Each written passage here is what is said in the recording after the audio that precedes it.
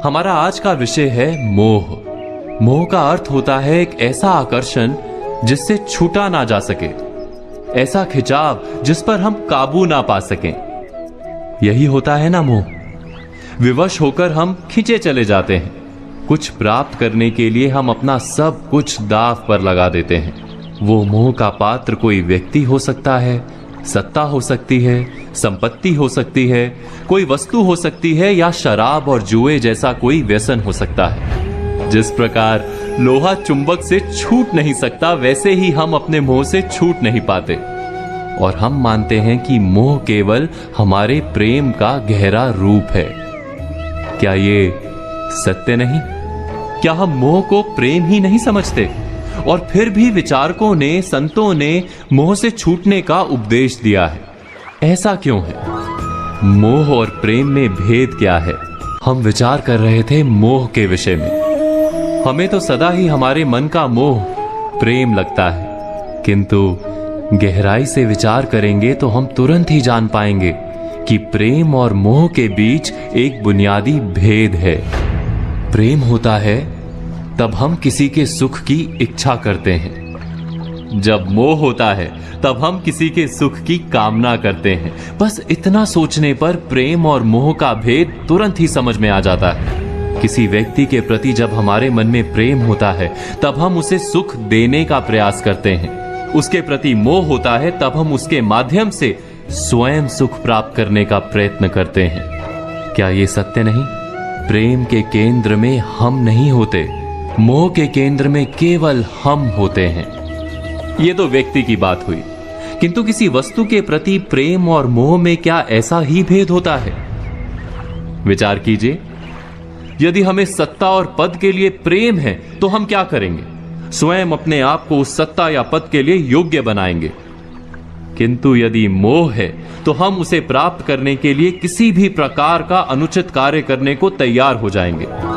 संपत्ति के लिए प्रेम है तो हम मेहनत करेंगे, यदि मोह है तो चोरी करेंगे। क्या ये सत्य नहीं? हम विचार कर रहे थे मोह के विषय में। जिस वस्तु या व्यक्ति के लिए हमें मोह होता है, हमारे सारे सुख का आधार हम उसे ही मान लेते हैं। जब वो प्राप्त नहीं होता तो हमारे मन में विक्षिप्तता प्रवेश करती है, जुनून पैदा हो जाता है। रात दिन हम उस व्यक्ति या वस्तु को प्राप्त करने के बारे में सोचते हैं। उसे प्राप्त करने के लिए उचित अनुचित का विचार नहीं करते। यही कारण है कि मोह से भरा व्यक्ति स्वयं को और समाज को हानि पहुंचाता है। तो क्या इस मोह से बचना इतना कठिन है? नहीं, मोह से छूटने का सरल सा उपाय है। मोह को प्रेम में परिवर्तित कर दें। अर्थात बस इतना जान लें कि हमारा सुख और दुख किसी व्यक्ति या वस्तु के कारण नहीं हो सकता। सुख और दुख ये तो हमारे अंतर का व्यापार है, हमारी आत्मा का स्वभाव है। जैसे ही हम किसी को अपने सुख का आधार मानना बंद करते हैं, क्या तुरंत ही हमारा पागलपन नहीं छूट जाता? एक छोटी सी बात से विचार समझा जा सकता है। बचपन में खेल के लिए पागलपन था, बड़े होने पर खेल के प्रति प्रेम अवश्य है, किंतु अब पागलपन नहीं। अर्थात मोह बांधने का प्रयास करता है, इसीलिए सदा ही दुख का कारण होता है। प्रेम मुक्ति देता है, इसीलिए सदा ही सुख का आधार बनता है। इस पर विचार अवश्य कीजिएगा।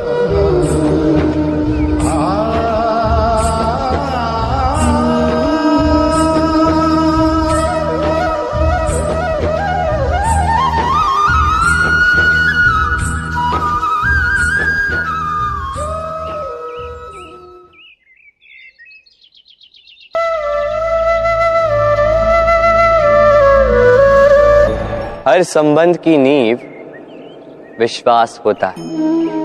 अब प्रश्न ये उठता है कि विश्वास किस पर किया जाए। अब ये समझने के लिए पहले आपको ये समझना होगा,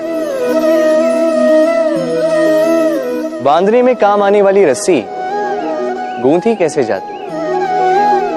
हर रस्सी में 3 डोरियां होती जिन्हें आपस में गूंथा जाता है। बस विश्वास के साथ भी यही होता है। यदि आप उसके साथ विश्वास का बंधन जोड़ें जो आपकी जीवन की ये 3 डोरियां जानता है, समझता है। पहला, आपकी मुस्कान के पीछे छिपी आपकी पीड़ा। दूसरा, आपके क्रोध के पीछे छिपा आपका प्रेम। और तीसरा, आपके मौन के पीछे छिपी आपकी शब्दों की ज्वालामुखी, आपकी विवशता।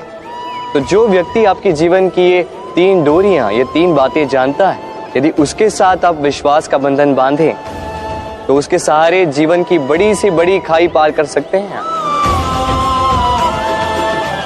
राधे राधे।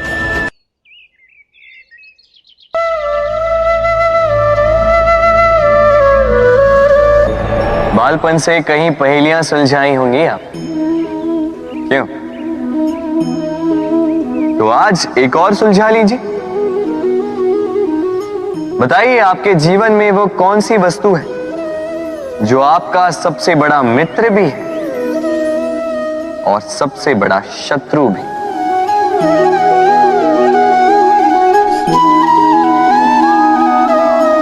समझदार को एक संकेत ही पर्याप्त है। उचित सोचा आपने। वो वस्तु है समय। क्यों? क्यों समय आपका सबसे बड़ा मित्र और समय ही आपका सबसे बड़ा शत्रु है? उत्तर है समय का सम्मान। जो व्यक्ति समय का सम्मान करता है वो अपने जीवन के सारे लक्ष्य प्राप्त करता है।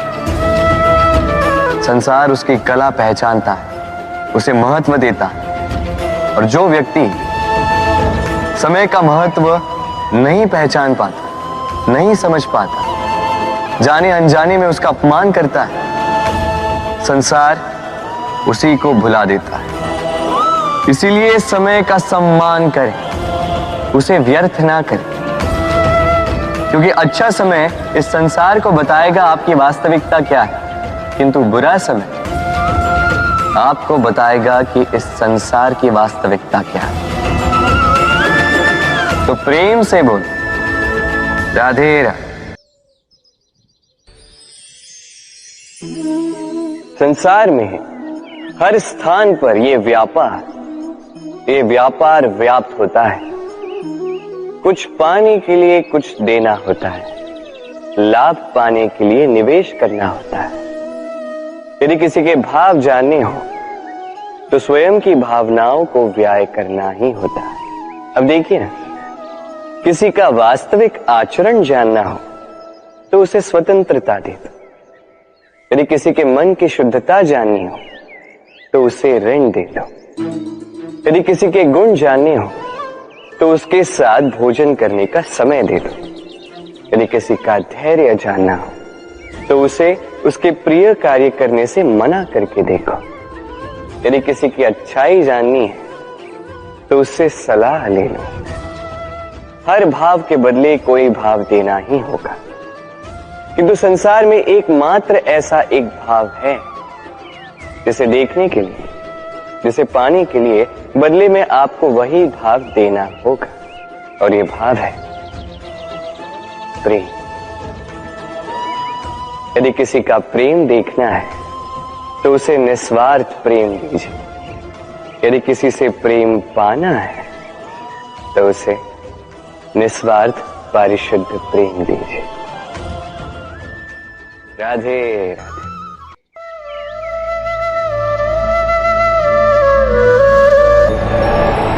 हम में ऐसा कोई नहीं होगा जिसने वृक्षों को ना देखा, वृक्षों पे इन पक्षियों को ना देखा, इनके घोंसलों को ना देखा, इन पक्षियों को अपने छोटे छोटे बच्चों को भोजन कराते ना देखा। संसार का सबसे ममत्व वाला दृश्य होता है। चिड़िया दूर से अपने चोंच में दाना भरकर लाती, स्वयं भोजन करने में असक्षम संतान की चोंच में डालती, स्वयं भूखी रहती, निस्वार्थ निश्चलता से। और जब संतान के पंख निकल आते हैं वो उसे उड़ना सिखाती और उसके पश्चात उसे स्वतंत्र कर देती है अपना जीवन जीने के लिए। इस आकाश में उड़ान भरने के लिए। और हम मनुष्य क्या करते हैं? जिस संतान को हम पंछी की भांति पालते हैं, उसके पंख निकलते ही हम उसे बांध देते हैं, ये सोच के कि कहीं वो दूर उड़कर न चली जाए। ऐसा नहीं कि इस स्थिति में माता पिता को संतान से प्रेम नहीं है, अवश्य है, किंतु इसमें प्रेम पर मोह भारी पड़ जाता है, जो स्वयं अपने और संतान के भविष्य के बीच में बाधा बन जाता है। हम ये भूल जाते हैं कि हम केवल जन्मदाता हैं, भाग्य विधाता नहीं। तो जब प्रेम में मोह आ जाए तो वो प्रेम नहीं, स्वार्थ बन जाता है। इसलिए प्रेम को पास रखिए और मोह को दूर, क्योंकि जिससे प्रेम करते हैं उसका विकास नहीं रोका करते। हर बात में केवल जय की आकांक्षा हर किसी के मन में होती है। हम सब कुछ सोचते हैं, लेकिन हारने के बारे में नहीं सोचते। जी हां, बिना इस बात पर विचार किए कि हम गलत हैं या सही, हमें बस जय की आवश्यकता होती है। कैसे भी मिले, लेकिन जीत मिले। आज का वातावरण ही ऐसा हो गया है कि जैसे पूरा संसार केवल जय के लिए है। सबको जीत की लत सी पड़ गई है। अक्सर जीत की धुन में हम कब पथ भ्रष्ट और अधर्म के रास्ते निकल पड़ते हैं, हमें पता भी नहीं चलता। आज का दौर ऐसा ही है कि किसी को भी हारने वाली संतान, मित्र या संबंधी नहीं चाहिए। लोगों को विजेता पसंद है। इस जय की दौड़ में सबसे ज्यादा क्षति पहुंचती है नैतिकता को, क्योंकि जीत के उद्देश्य में यदि सत्य की उपेक्षा होने लगे और जय को ही दृष्टि में रखा जाए तो वो जय नहीं, एक प्रकार से जोड़ तोड़ से पाई गई या खरीदी गई जीत होती है। वास्तविक जय तो वही है जहां सत्य हो।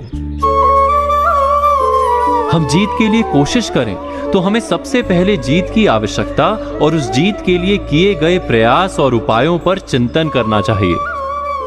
हम इस पर किसी भी तरह से विचार नहीं करते कि हर हाल में पाई गई जीत हमें कहां से कहां पहुंचा देती है या गिरा देती है।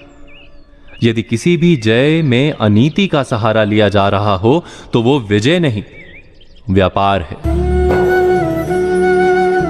झूठे गवाहों और खरीदे गए साक्ष्यों के आधार पर पाई हुई जीत को समाज भले ही जय मान ले, लेकिन जिसने ऐसी जीत पाई है वो जानता है कि उसने कैसा अधर्म किया है। इसी के साथ जो सत्य इस प्रकार जोड़ तोड़ से हार भी जाता है, वो भी अपनी पराजय के कारणों को तो भली प्रकार से समझता है। इसीलिए गीता में श्री कृष्ण ने कहा है, यतो धर्म स्ततो जया, अर्थात जहां धर्म है वहीं जय है। जीत की योजना बनाते समय धर्म के मंत्र को आजमाइएगा जरूर।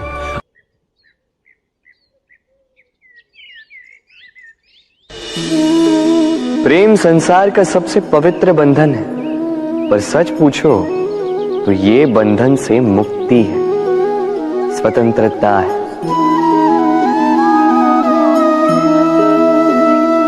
नहीं समझे? समझाता। यदि कोई आपका प्रेम ठुकरा दे, यदि कोई आपका प्रेम समझ ही ना पाए, तो क्या होगा?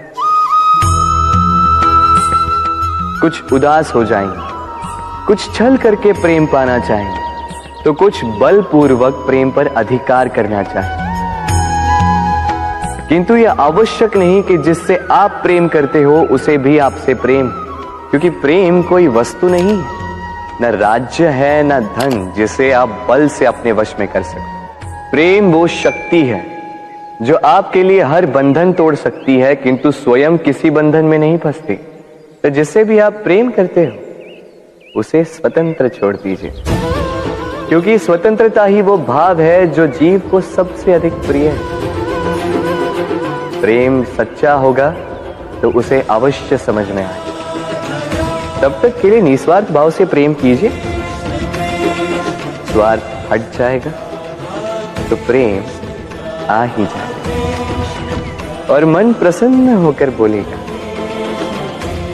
राधे राधे।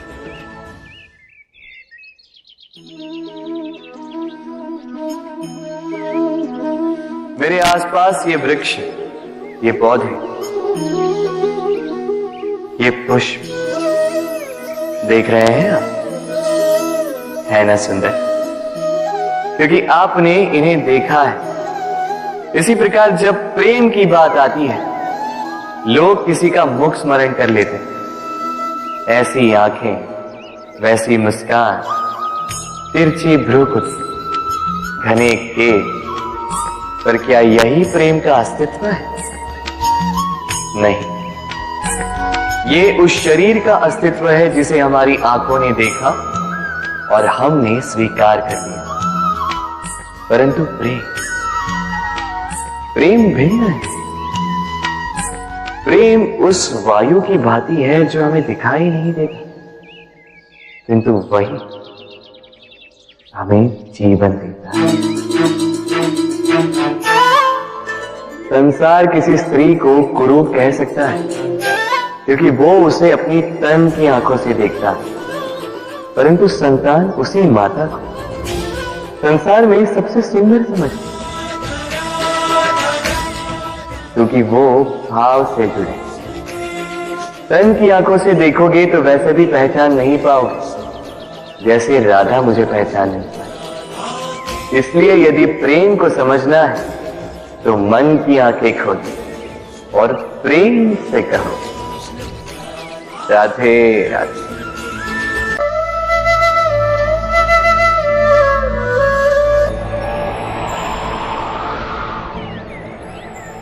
जब भी प्रेम की बात आती है, हम सबसे पहले मन में एक नायक और एक नायिका का चित्रण कर लेते हैं। क्यों? आपके साथ भी यही होता है ना? पर क्या प्रेम केवल नायक नायिका के आकर्षण का बंधन है? नहीं, प्रेम तो परिवार से हो सकता है, माता पिता भाई बहन से हो सकता है, सखा मित्रों से हो सकता है, देश और जन्मभूमि के लिए हो सकता है, मानवता के लिए हो सकता है, किसी कला के लिए हो सकता है, इस प्रकृति के लिए हो सकता है। पर प्रेम कभी उस पन्ने पर लिखा ही नहीं जा सकता जिस पर पहले ही बहुत कुछ लिखा हो। जैसे एक भरी मटकी में और पानी आ ही नहीं सकता। तो यदि प्रेम को पाना है तो मन को खाली करना होगा, अपनी इच्छाएं, अपना सुख सब त्याग कर समर्पण करना होगा। अपने मन से व्यापार हटा दो, तभी प्यार मिलेगा और मन प्रसन्न होकर बोलेगा, राधे राधे।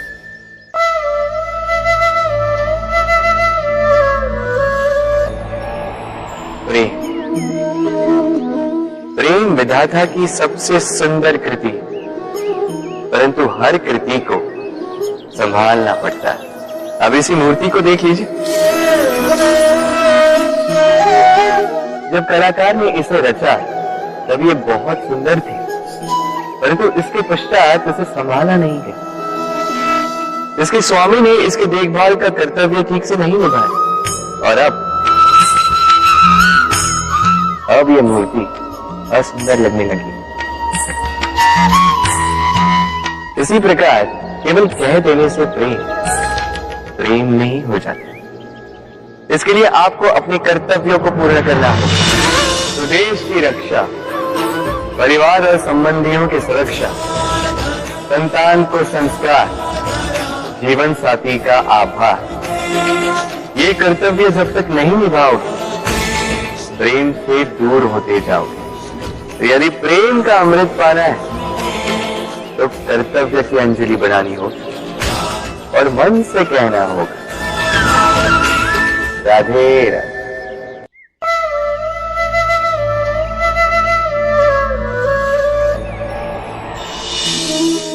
प्रेम संसार का सबसे पवित्र बंधन है, पर सच पूछो तो ये बंधन से मुक्ति है, स्वतंत्रता है।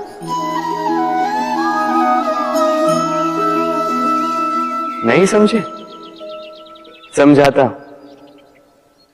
यदि कोई आपका प्रेम ठुकरा दे, यदि कोई आपका प्रेम समझ ही ना पाए, तो क्या होगा?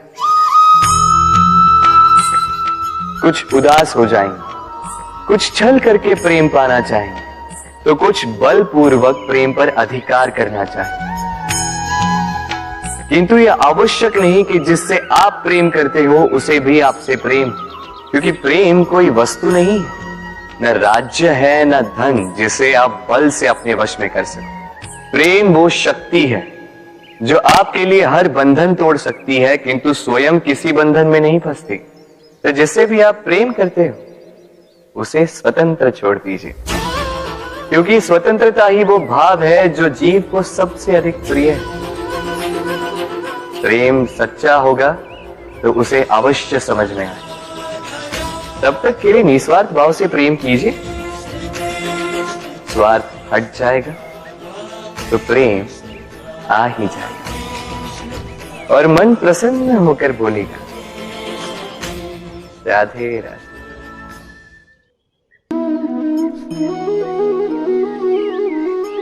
जगत में प्रत्येक व्यक्ति को किसी ना किसी प्रकार की निर्बलता अवश्य होती। जैसे कोई बहुत तेजी से दौड़ नहीं पाता तो कोई अधिक भार नहीं उठा पाता, कोई असाध्य रोग से पीड़ित रहता है तो कोई पढ़े हुए पाठों को स्मरण में नहीं रख पाता। ऐसे अनेकों उदाहरण और भी हैं। क्या आप किसी ऐसे व्यक्ति को जानते हैं जिसे सब कुछ प्राप्त हो और हम जीवन की उस एक निर्बलता को जीवन का केंद्र मानकर जीते हैं? इस कारणवश हृदय में दुख और असंतोष रहता है सदा। निर्बलता मनुष्य को जन्म से अथवा संजोग से प्राप्त होती है, किंतु उस निर्बलता को मनुष्य का मन अपनी मर्यादा बना लेता है। किंतु कुछ व्यक्ति ऐसे भी होते हैं जो अपने पुरुषार्थ और श्रम से उस निर्बलता को पराजित कर देते हैं। क्या भेद है उनमें और अन्य लोगों में? क्या आपने कभी विचार किया है? सरल सा उत्तर है इसका। जो व्यक्ति निर्बलता से पराजित नहीं होता, जो पुरुषार्थ करने का साहस रखता है हृदय में, वो निर्बलता को पार कर जाता है। अर्थात निर्बलता अवश्य ईश्वर देता है, किंतु मर्यादा मनुष्य का मन ही निर्मित करता है। स्वयं विचार कीजिए।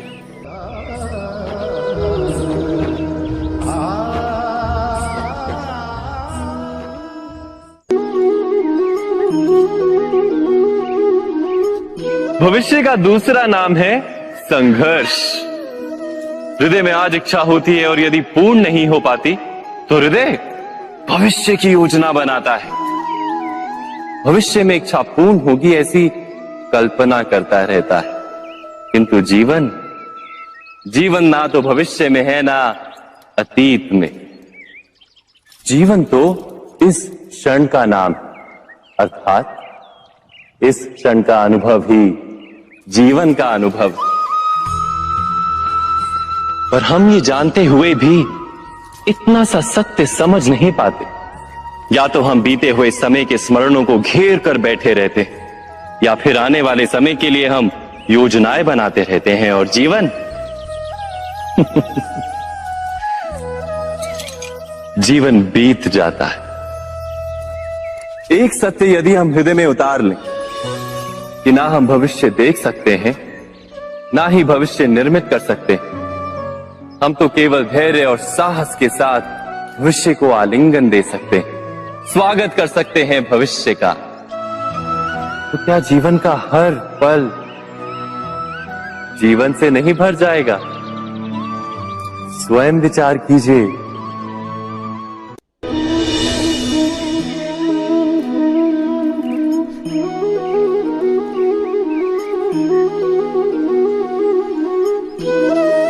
ज्ञान प्राप्ति सदा ही समर्पण से होती है, ये हम सब जानते हैं। किंतु समर्पण का वास्तविक महत्व क्या है? क्या हमने कभी विचार किया? मनुष्य का मन सदा ही ज्ञान प्राप्ति में विभिन्न बाधाओं को उत्पन्न करता है। कभी किसी अन्य विद्यार्थी से ईर्ष्या हो जाती है, कभी पढ़ाए हुए पाठों पर संदेह जन्मता है और कभी गुरु द्वारा दिया गया दंड मन को अहंकार से भर देता है। नहीं, क्या ऐसा नहीं होता? न जाने कैसे कैसे विचार मन को भटकाते हैं और मन की इसी अयोग्य स्थिति के कारण हम ज्ञान प्राप्त नहीं कर पाते। मन की योग्य स्थिति केवल समर्पण से निर्मित होती है। समर्पण मनुष्य के अहंकार का नाश करता है, ईर्ष्या, महत्वाकांक्षा आदि भावनाओं को दूर कर हृदय को शांत करता है और मन को एकाग्र करता है। वास्तव में ईश्वर की सृष्टि में ना ज्ञान की मर्यादा है ना ज्ञानियों की। गुरु दत्तात्रेय ने तो गाय और श्वान से भी ज्ञान प्राप्त कर लिया था। अर्थात विषय ब्रह्म ज्ञान का हो या जीवन के ज्ञान का या गुरुकुल में प्राप्त होने वाले ज्ञान का, उसकी प्राप्ति के लिए गुरु से अधिक महत्व है उस गुरु के प्रति हमारा समर्पण। क्या यह सत्य नहीं?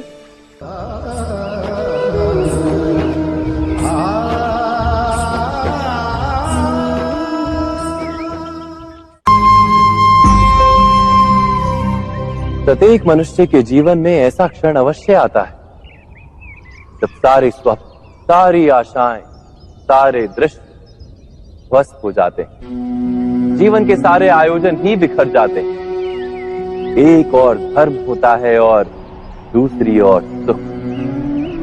इसी को धर्म संकट कहते हैं। जब धर्म का वहन ही संकट हो और धर्म का त्याग ही सुख हो। विचार कीजिए, कभी किसी स्वजन के विरुद्ध सत्य बोलने का अवसर प्राप्त हो जाता है, कभी ठीक दरिद्रता के समय सरलता से चोरी करने का मार्ग प्राप्त हो जाता है, कभी किसी शक्तिशाली राजनेता या राजा के कर्मचारी का अधर्म प्रकट हो जाता है। सबके जीवन में ऐसी घटना बनती ही रहती है। अधिकतर लोग ऐसे किसी क्षण को धर्म संकट के रूप में जान ही नहीं पाते। हमें किसी प्रकार के संघर्ष का अनुभव ही नहीं होता। सहजता से सुख की ओर खींचे चले जाते हैं, जैसे मक्खी गुड़ की ओर खींची चली जाती। वास्तव में धर्म संकट का क्षण ईश्वर के निकट जाने का क्षण होता है। यदि हम संघर्षों से भयभीत ना, सुख की ओर आकर्षित ना, अपने धर्म पर दृढ़ रहे, तो ईश्वर का साक्षात्कार दूर नहीं।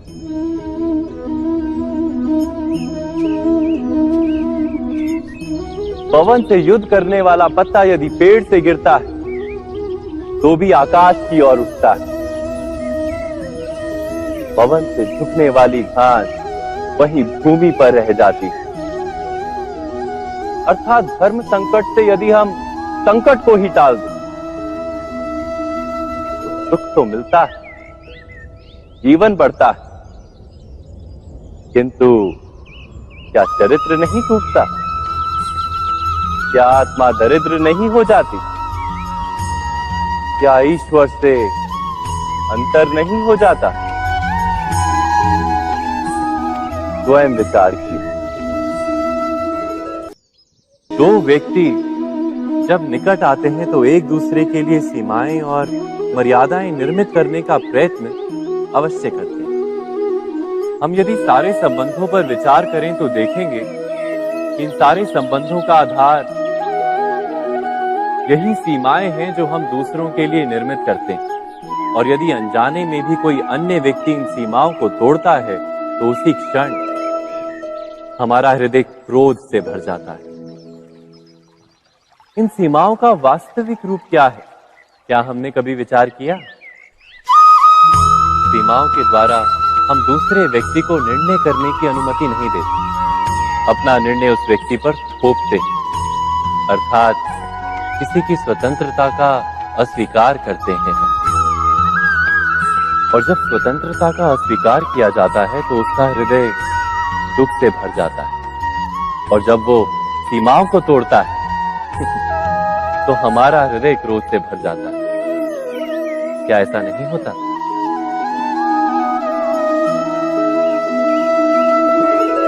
पर यदि एक दूसरे की स्वतंत्रता का सम्मान किया जाए तो किसी मर्यादाओं या सीमाओं की आवश्यकता ही नहीं होती।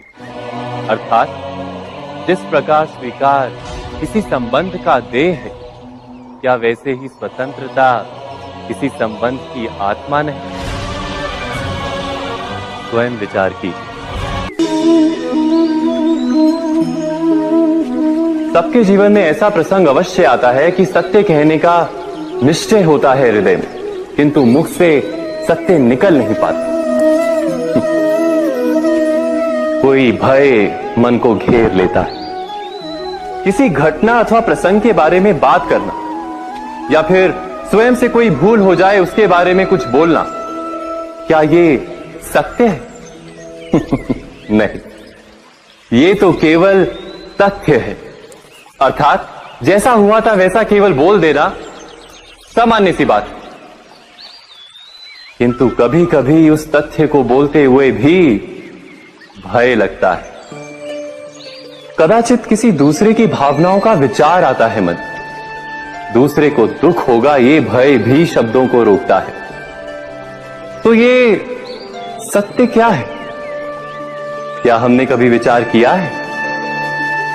जब भय रहते हुए भी कोई तथ्य बोलता है तो वो सत्य कहलाता है।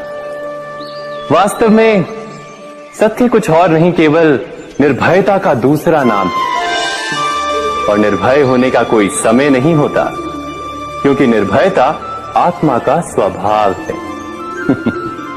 अर्थात क्या प्रत्येक क्षण सत्य बोलने का क्षण नहीं होता?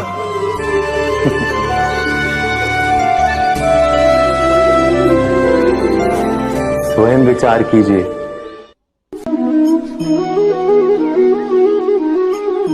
श्रेष्ठता का क्या अर्थ है? श्रेष्ठता का अर्थ है दूसरों से अधिक ज्ञान प्राप्त करना। अर्थात मूल्य इस बात का नहीं कि स्वयं कितना ज्ञान प्राप्त किया, मूल्य इस बात का है कि प्राप्त किया हुआ ज्ञान अन्य लोगों से कितना अधिक है। अर्थात श्रेष्ठता की इच्छा ज्ञान प्राप्ति को भी एक स्पर्धा बना देती है। और स्पर्धा में विजय अंतिम कब होती है?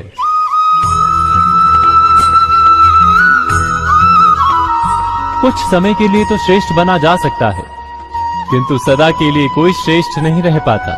फिर वही असंतोष, पीड़ा और संघर्ष जन्म लेता है।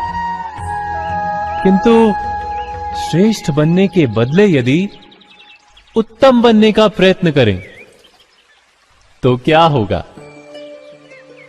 उत्तम का अर्थ है कि जितना प्राप्त करने योग्य है वो सब प्राप्त करना, किसी से अधिक पाने की इच्छा से नहीं, मात्र आत्मा की तृप्ति हेतु कुछ प्राप्त करना। उत्तम के मार्ग पर किसी अन्य से स्पर्धा नहीं होती, स्वयं अपने आप से स्पर्धा होती है। अर्थात उत्तम बनने का प्रयत्न करने वाले को देर अबेर सारा ज्ञान प्राप्त हो जाता है, बिना प्रयत्न के ही वो श्रेष्ठ बन जाता है। किंतु जो श्रेष्ठ बनने का प्रयत्न करता है वो श्रेष्ठ बने या ना बने, उत्तम कभी नहीं बन पाता।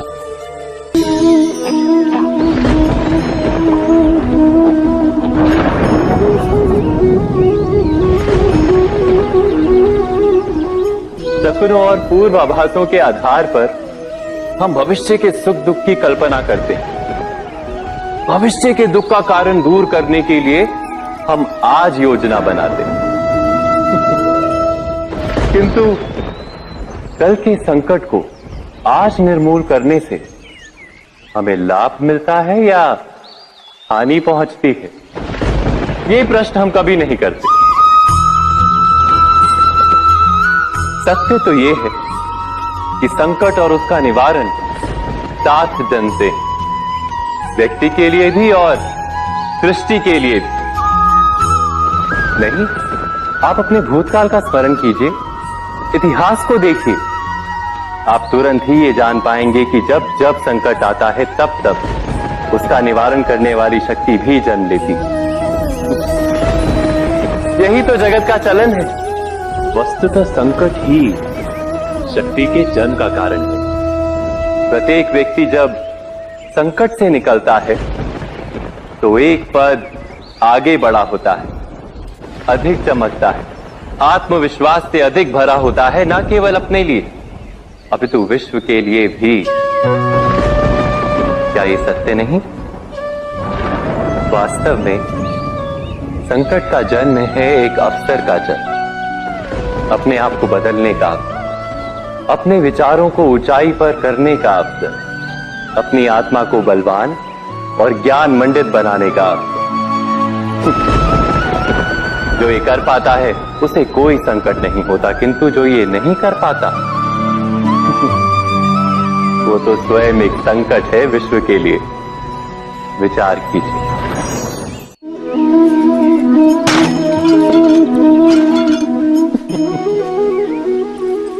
कभी कभी कोई घटना मनुष्य के जीवन की सारी योजनाओं को तोड़ देती और मनुष्य उस आघात को अपने जीवन का केंद्र मान लेता। पर क्या भविष्य मनुष्य की योजनाओं के आधार पर निर्मित होते हैं? नहीं। जिस प्रकार किसी ऊंचे पर्वत पर सर्वप्रथम चढ़ने वाला उस पर्वत की तलाई में बैठकर जो योजना बनाता है, क्या वही योजना उसे उस पर्वत की चोटी तक पहुंचाती है? नहीं। वास्तव में वो जैसे जैसे ऊपर चढ़ता है वैसे वैसे उसे नई नई चुनौतियां, नई नई विडंबनाएं, नए नए अवरोध मिलते हैं। प्रत्येक पद पर वो अपने अगले पद का निर्णय करता है। प्रत्येक पद पर उसे अपनी योजनाओं को बदलना पड़ता है। कहीं पुरानी योजना उसे खाई में ना ढकेल दे। वो पर्वत को अपने योग्य नहीं बना पाता, केवल स्वयं को पर्वत के योग्य बना सकता है। क्या जीवन के साथ भी ऐसा ही नहीं? जब मनुष्य जीवन में किसी एक चुनौती को, एक अवरोध को अपने जीवन का केंद्र मान लेता है, अपने जीवन की गति को ही रोक देता है, तो वो अपने जीवन में सफल नहीं बन पाता और ना ही सुख और शांति प्राप्त कर पाता। अर्थात जीवन को अपने योग्य बनाने के बदले स्वयं अपने को जीवन के योग्य बनाना ही सफलता और सुख का एकमात्र मार्ग नहीं। स्वयं विचार कीजिए।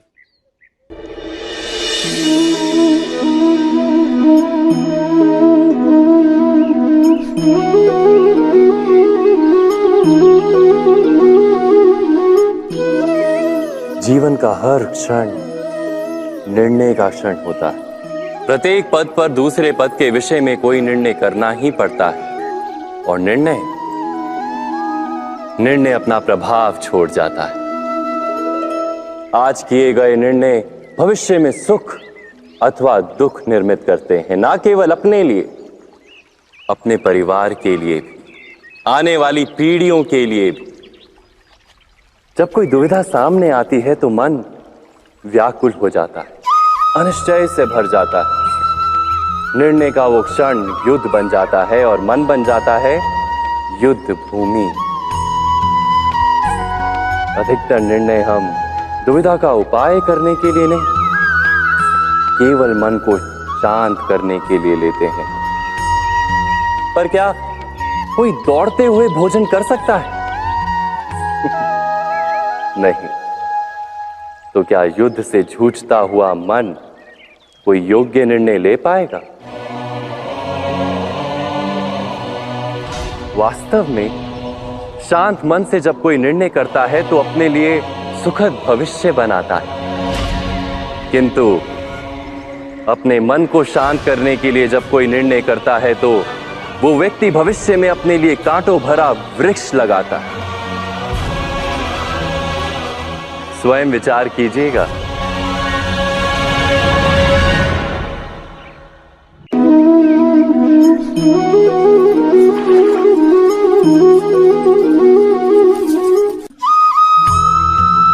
जीवन में आने वाले संघर्षों के लिए जब मनुष्य स्वयं को योग्य नहीं मानता, जब उसे अपने ही बल पर विश्वास नहीं रहता, तब वो सद्गुणों को त्याग कर दुर्गुणों को अपनाता है।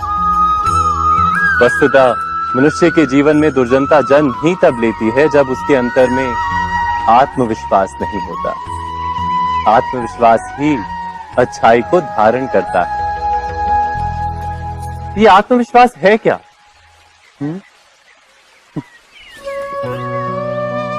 जब मनुष्य ये मानता है कि जीवन का संघर्ष उसे दुर्बल बनाता है, तो उसे अपने ऊपर विश्वास नहीं रहता। वो संघर्ष के पार जाने के बदले संघर्ष से छूटने के उपाय ढूंढने लगता है। किंतु जब वो ये समझता है कि ये संघर्ष उसे अधिक शक्तिशाली बनाते हैं, ठीक जैसे व्यायाम करने से देह की शक्ति बढ़ती, तो प्रत्येक संघर्ष के साथ उसका उत्साह बढ़ता है। अर्थात आत्मविश्वास और कुछ भी नहीं, मन की स्थिति, जीवन को देखने का दृष्टिकोण मात्र है। और जीवन का दृष्टिकोण तो मनुष्य के अपने वश में होता है। स्वयं विचार कीजिए।